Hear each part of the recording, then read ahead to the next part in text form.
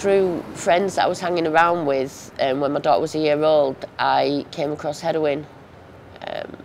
Heroin came across me is probably a better way to put that. I was quite happy looking after my daughter, running the house. Her dad was out doing what he was doing and came home, him and his friends were using. Didn't see any negatives to it really, it was just something that they did. And after a while I got into doing. It was always there, never saw any sort of ill effects from it, didn't see what they was up to when they weren't in the house. It wasn't until one day when he didn't come back that I found that he was offending, that he was locked up in prison. He went to prison. I woke up 2 days later just so ill, so ill. And it was a friend of his that told me it was because I'd not had the drugs. And then it became about drugs to feel normal, just to function, to be able to run my house and look after my daughter and just to do the everyday things. It wasn't about getting high. And since then it hasn't been about getting high with heroin. It was about feeling normal and to function. Through that though, and needing to fund that habit, not having the drugs coming in as they were, I got into offending with others. More that I was with them as they offended. I ended up in trouble with the police, went to prison a few times. My daughter went to live with my mum. When I got out of prison, I had no property or whatnot. I went into a hostel, and again it was just from crowd to crowd, place to place. I ended up in a relationship with someone, we got a property. That turned violent. I went to housing to leave the property, to leave him, to move on. But because it was in my name, the housing's view was it was my property, I should go back there. I didn't feel it was safe there for me. I found myself at a homeless service in Leeds town centre and met up with a few folk there and became street homeless. It was, at the time, a safer place for me to be, I felt, than where I was in the property with a violent guy and his friends. And things just sort of progressed from there. Sleeping rough, for me, I had no other choice. It wasn't something that I set out intending to do or wanted to do or enjoyed doing. Just not knowing from one night to the next with any certainty where you're going to be sleeping. Are you going to get a decent night's sleep that night? How many times are you going to get moved on? What's the weather going to be like? There was just so many variables, so many things you had to take into account. And that's just the physical side of sleeping rough. Mentally and emotionally, to think that I'd got to such a point where I was having to sleep rough and just numb.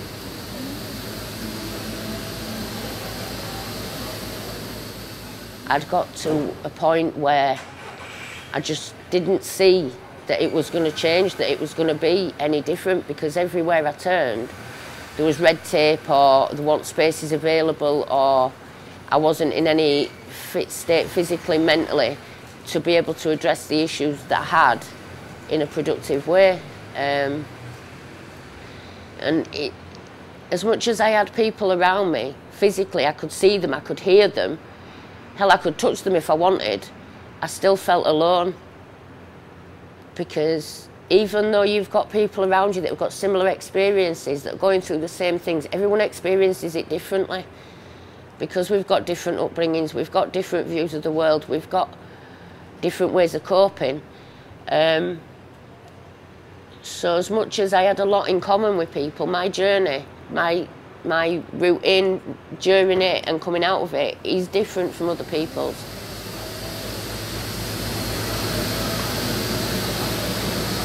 When I found myself on the streets in Leeds with a heroin habit to feed and just to feel normal, I looked for ways that I could do that without hurting other people. I started with begging, just spots around Leeds, selling big issue and whatnot. But there were times when I was just so ill from rattling, withdrawing from the gear, that I was in no fit state to do that. And there was a guy who used to come round where I used to beg, and he'd propositioned me a few times, wanting sex for money, and I'd always said no. I thought, you know, no, I don't care how long I have to sit here, I'll make my money eventually. But there was a time he came round with that offer when I took it, you know, and that to me then started that thought process of, okay, I'll try begging. If that don't work, I'll go downbeat. I did what I had to do, got the money I needed and left. At the time of actually doing those things, my thoughts was on the drugs. It's the only thing that I could think of to switch off from what I was having to do to feel normal. And, you know, by normal I mean just how maybe yourself do. You wake up of a morning, you might have a bit of a groggy head, but you're not in physical pain, absolute agony, and your brain just to mush, and you can't function, and all you can think about is drugs, because you know that's the only thing that's going to make you feel anywhere near a position to be able to look at other things. That's your first focus of the day. In the first instance, the first contact I had with Simon on the Street was because they did the soup van on a Tuesday night, and I could go there and get something to eat, a warm drink and blankets and clothes and the practical things. Off the back of that, I got to know some of the volunteers and the staff, and they used to come out on outreach and just stop, talk, say hello, hi, how are you? Just to be asked, how are you? And to be able to answer honestly, you know. And I feel just being there, and with no time limits on it either, because the first contacts that I had, I couldn't see a way out. I thought that's all it was going to be. But to know that there were still people there that cared, that I wasn't just a non-entity that wandered around aimlessly doing the things that I was doing, that somebody genuinely cared. And when I started to see Jamie doing well in that, and I thought, you know, there is a way out of this. There's got to be. And you know, so I started to engage a bit more, and Simon on the Street started to come with me to appointments and help me get in with doctors and start looking after myself a bit better. And that emotional support, just to meet for a coffee and to just talk about things I'm interested in, you know. I'd spent a lot of time like feigning interest in what others was interested in to fit in, to be able to talk about stuff I'm interested in, and things I like to do, and what I'd like to be doing with myself in future, you know. No matter how far off that seemed, and no matter how, you know, it was always taken seriously, as in that's what I wanted to do, and I was always encouraged that there'd be a time when I would be able to do that. Which then led on to working more intensively. I had a support worker for nearly 4 years that I used to see pretty much every week and helped me with a lot of stuff. Got into accommodation, started going to like structured day programs, sticking to a methadone prescription, not using, and just having that encouragement to do that, and to see that it was worthwhile doing that as well. And that encouragement that at my pace, when I'm ready to do it and move on, that it'd be done without the time limits. Where a lot of services that I was engaging with, you would be with them for say 6 months, but if you missed so many appointments, you was taken off their books. That wouldn't have worked. That didn't work for me when I was still using and quite chaotic, and you know. So for a service like Simon on the Streets, not to have those restrictions and to be able to work with someone for as long or short a time as is needed for that individual person made all the difference for me. And being there for me when I slipped, when I had setbacks, being there to help me pick up the pieces again. And I emphasise the help me bit, because it's not about doing it for me. I didn't want people doing things for me. It was support and encouragement to help me do things for myself.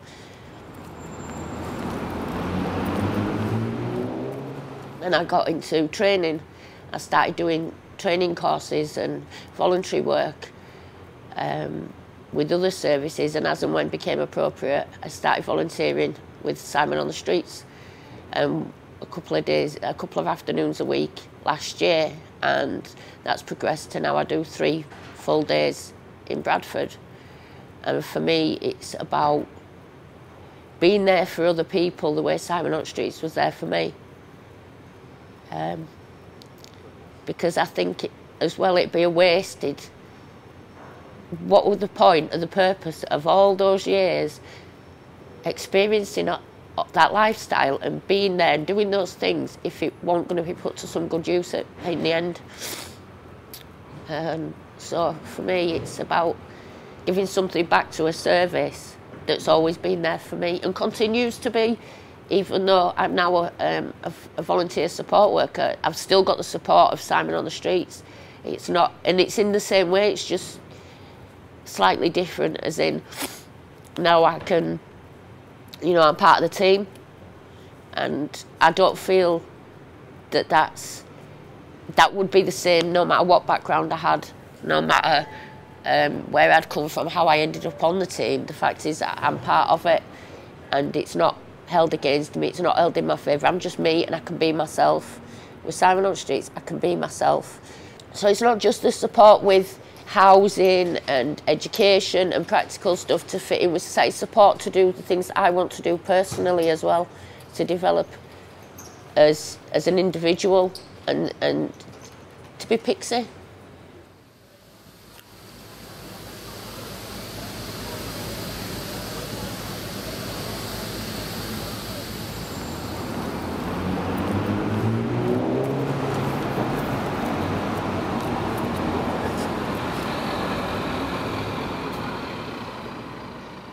I was about 5 years old, and my mum, I'd come home from school and my mum was sat with my 2 elder brothers crying her eyes out on the doorstep when we lived in York. And I'd said, "Oh, what's up, Mum?" Not really understanding, I was 5 years old. And she said, "Oh, a guy down the road, Charlie Chuck, let's call him, has gone past drunk saying, I'm going to burn the house down with you and the kids in it." Fucking Andy Ross, that's my dad. Pissed up, being an idiot. My dad come home from the pub, walked in, just about to get ready, saw my mum was upset. He had his jogging bottoms on, that's all he had on, he'd literally just about to get a wash or whatever. So he asked my mum what had happened. She'd told him that Charlie Chucky Egg had, that's what we used to call him, Cheeky Charlie Chucky Egg, had gone past and said this. It was a stupid comment from a drunk person. You know, my dad was an arsehole, he'd probably beat up most of York. So my dad just walked out, stormed out down the road.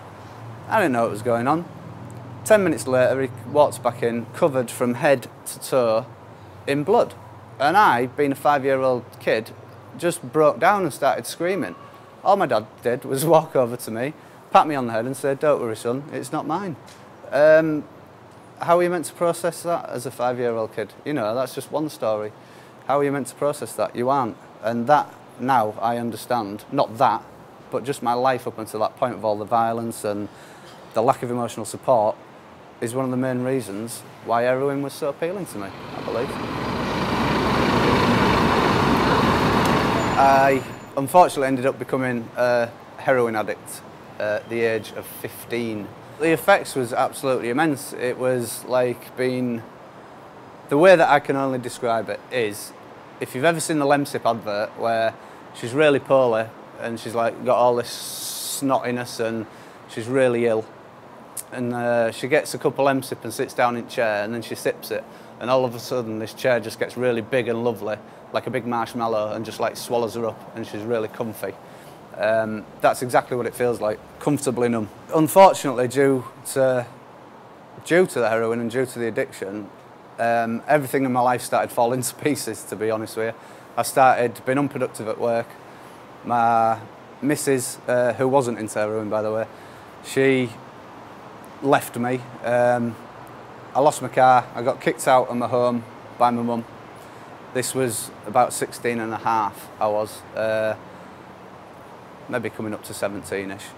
So things started taking a downward spiral from then, so I was now homeless, I was now jobless, I was carless, girlfriendless, and at the time I just thought, do you know what, I'll just keep smoking heroin. The reason being is that heroin just makes you forget.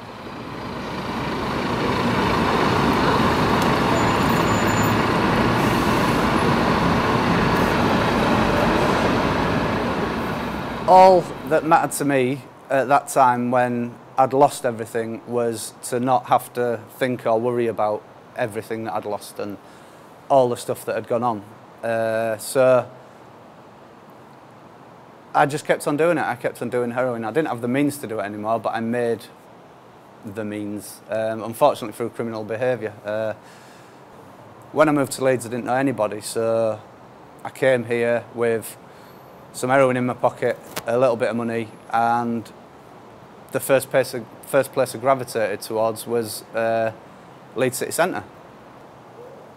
I started to sleep rough. I started to get to know all the other street homeless people in Leeds, which back then, which was like 1999, 2000 maybe, there was a lot of people that was making money in the town centre, that was using heroin. So there was a real sort of support group there as such. It wasn't, at the time, it was the only support that any of us had, if you know what I mean. Don't get me wrong, most of us had sort of cut each other's throats for a 10 bag. it was a little bit terrible like that. It's a very cutthroat situation, but that's the nature of addiction, unfortunately. And this here, where we are now, is one of the places that I used to sleep. And the reason that we used to sleep here, and I say we because there was usually more than one person that had come down, safety in numbers as such, is because it's completely out of the way. You know, it's under some steps where people pass by constantly, but probably never really think about what's going on underneath the steps that they're walking to when they're going to work or when they're coming home from a pub or when they're getting on with their lives. We tried to get sheltered, we tried to get out of the way because unfortunately small-minded people in the world will abuse people on the streets. They'll just see them as pieces of shit, unfortunately, that they can kick and that they can assault and that they can shout and swear and spit at, and that again is horrible because people don't ever try to understand the reasons why people end up being homeless, and there are always reasons. I used to beg on Lands Lane in town, and this guy used to walk down called Clive, and he'd just give us the time of day. He'd stop, give us a cig, buy us a cup of tea, and I was always busy so I didn't really want to know, but he persevered and persevered and persevered, and we started to build up a relationship with him and found out that he was a support worker for Simon on the Streets. But I was a typical non-engager. I was a chaotic, entrenched rough sleeper. I had an IV drug addiction. I had issues that had gone on in my past that I'd never really managed or dealt with. So I was one of our client group. I was somebody who we target now. For many, many years, we engaged with them at the soup run, just usually to get a cup of tea, a fag, and pasty from Greg's, usually. But yeah, that's how I was introduced to Simon on the Streets. And throughout the time that Clive was sort of trying to support me, I didn't understand what he was doing. I understand now because it's what I do, but so yeah, it carried on this relationship for a long, long time. I started to try and make a difference in my life, unsuccessfully. But when it did start to become successful, when I made the informed decision one day to turn my life around, to stop using heroin and to try to better myself, to me, it was literally like an epiphany to me. I woke up one day, I'd fallen out with somebody in Beeston, I'd slept at somebody else's house, I had to be at probation that day. And I thought to myself, look at you, what are you doing? You know, I looked at what I had, which was a bag. It had an old PlayStation, I don't think it worked, and some old socks in there, and what I was stood up in. And I said, right, I'm going to try and get some hours in. I ain't going to use again. To me, as I say, it was like an epiphany. What I know now is it wasn't. It was that build-up and all that emotional support, all those interventions that I spoke about that Simon on the Streets had put into me over the years, getting me sort of a better understanding of myself, giving me options, giving me opportunity, which is a big thing that we aim to do. And I never reflected on that, I never understood that, but I did make the decision not to use, and I never did again after that day. I kept myself busy. I had a plan, a very set plan, something that we do as support workers, which is care planning. So it's about getting achievable goals. So thinking about where you want to go and how you want to get there. So if I want to get to that tree, I need to take a step in that direction. That's the first step. Very cliched, I know, but to break it down into manageable portions as such. And I did that, and I did that with the help of my support workers at the time at Simon on the Streets. One day, I bumped into Dave, who was a support worker, and he says, oh, Clive, my old support worker from years and years ago, is now the director of Simon on the Streets, and do you want to bob up and see him? So I did. I bobbed up and saw him, and we was having a chat, and he asked me if I wanted to start making the soup for the soup run on a Tuesday. I said yes. Then he found out I had a driving licence, and he was like, right, do you want to start doing some deliveries, like picking stuff up, dropping stuff off? I said yes. After a while, I became a volunteer, full-time volunteer, and then a job came up. Dave left. A job came up, and I went for it, and luckily I got it. And I got it on my merit. I didn't get it because I was an ex-rough sleeper. I didn't get it because Clive felt sorry for me. I didn't get it because, you know, I'd been known to the organisation. I got it because I was the best person on the day. And whether my personal experience got me the job or not is irrelevant. I got it, and I loved it. And they can't get rid of me because I've gone from service user to volunteer to support worker to senior support worker, right through to now been area supervisor, right through to being operations manager, which is amazing. What I understand now, because I've learned how to reflect on my life and understand what happened in my life, is that I was running away from when I was a kid. My dad, as I say, was a terrible drunk, and he was a very violent man. And I was brought up with violence all my life. He hit my mum, he come home covered in blood. He always told his, still bloody does tell his war stories, to be honest with you, but I've understood and processed that the emotional support in our life was never really there.